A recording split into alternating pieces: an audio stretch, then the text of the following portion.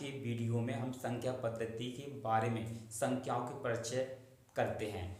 जो संख्या पद्धति में संख्या होती हैं उनके बारे में जानने का प्रयास करते हैं, और कुछ हमने संख्याएं बोर्ड पर पहले से लिख रखी हैं कि आपका समय बर्बाद ना हो, हम छोटे वीडियो में आपको कंटेंट ज़्यादा दे पाएँ। चलते हैं संख्याओं के बारे में आपको परिचित कराते हैं। प्राकृत संख्याएँ।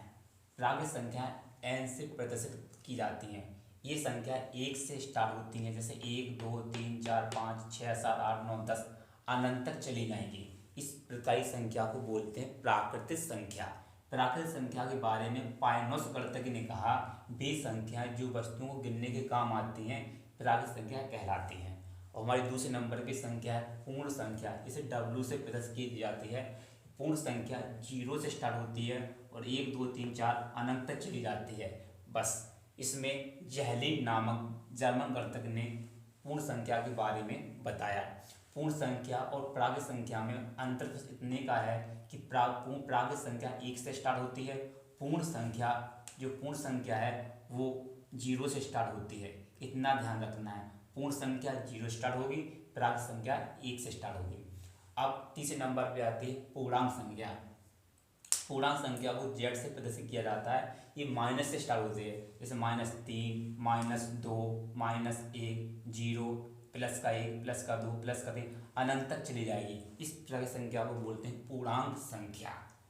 अब चौथी नंबर पे हमारी संख्या आती है परिमेय संख्या।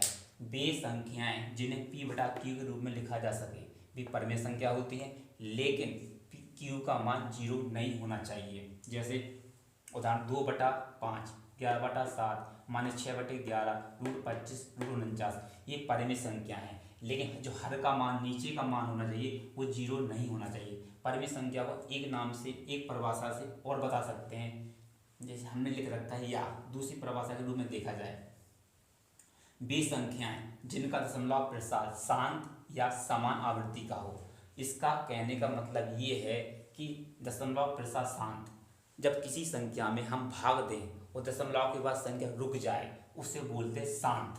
या फिर समान आवृत्ति, दशमलव के बाद कोई भी अंक एक क्रम में रिपीट हो उस संख्या को बोलते हैं समान आवृत्ति। आप इतना समझ गए होंगे।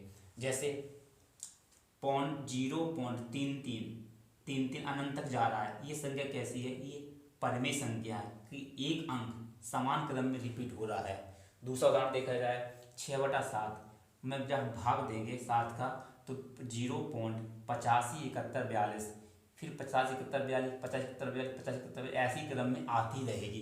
तो ये संख्या हमारी परिमेय संख्या के अंतर्गत आएगी।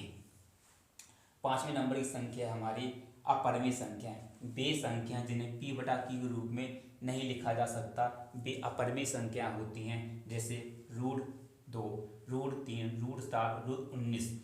अब जब √2 का मान निकालेंगे, 3 का निकालें, √7 का निकालेंगे तो ये एक क्रम में नहीं आएंगी, इसलिए ये अपरिमेय संख्या है और उन्हें P/Q में नहीं लिख सकते।